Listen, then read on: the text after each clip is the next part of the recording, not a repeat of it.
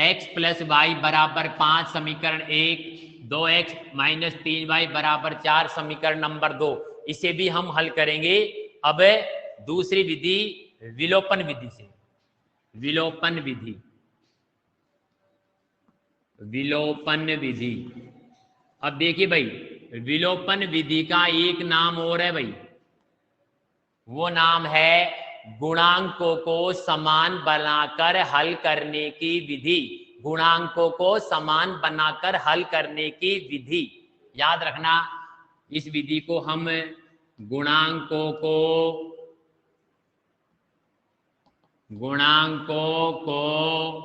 समान बनाकर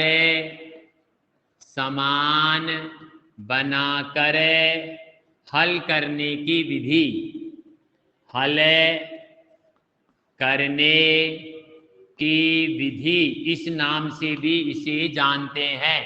गुणांकों को समान बनाकर हल करने की विधि के नाम से भी जानते हैं।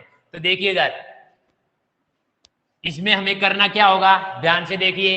इसमें आपको सबसे पहले x प्लस वाई बराबर 5 समीकरण है हमारा फर्स्ट, और सेकंड है 2x माइनस 3y बराबर 4 समीकरण नंबर 2।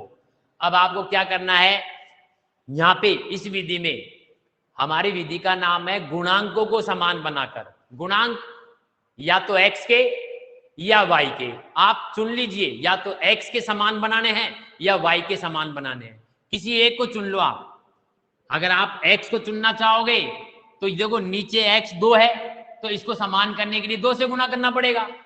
और अगर आप y को चुनना चाहोगे तो नीचे y 3 है, तो आप ऊपर के y को 3 करने के लिए 3 से गुना करना पड़ेगा। तो यहाँ पे आप तय करोगे कि हम कौन से गुणांक को समान बनाएं। ओके, अगर मान लीजिए आपने सोचा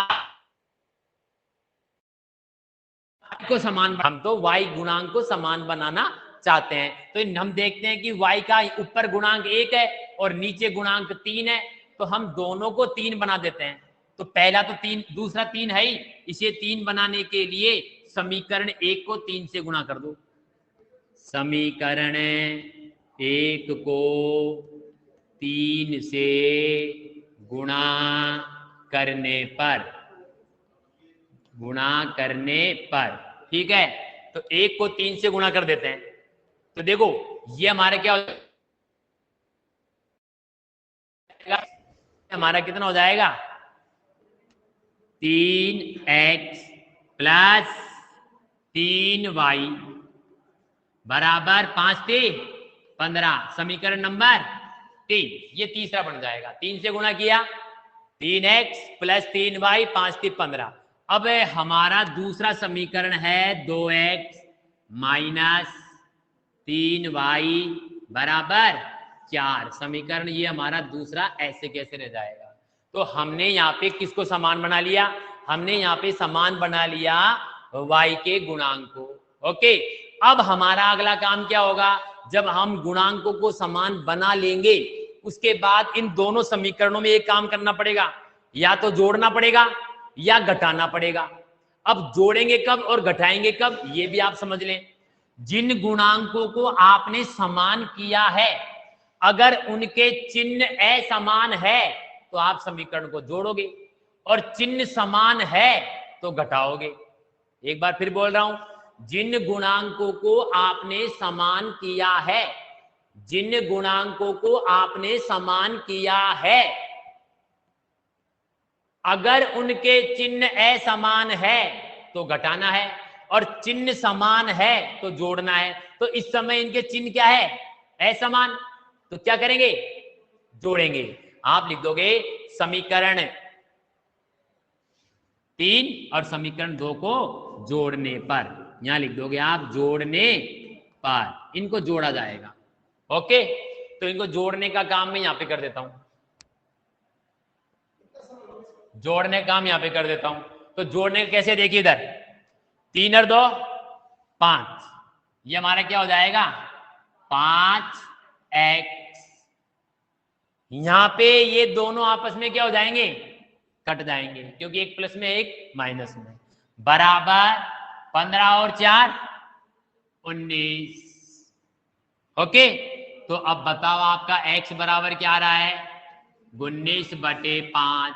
और अभी हमने इस प्रश्न को जो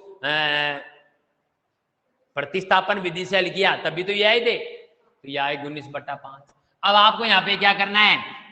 x का मान समीकरण एक में रख दो, एक में, समीकरण एक में रखने पर, समीकरण एक में रख देते हैं। समीकरण एक हमारा ये रहा, x प्लस वाई, x का मतलब क्या रहा है? 19/5, ठीक है। फिर काय का चिन्ह है? प्लस y बराबर 5।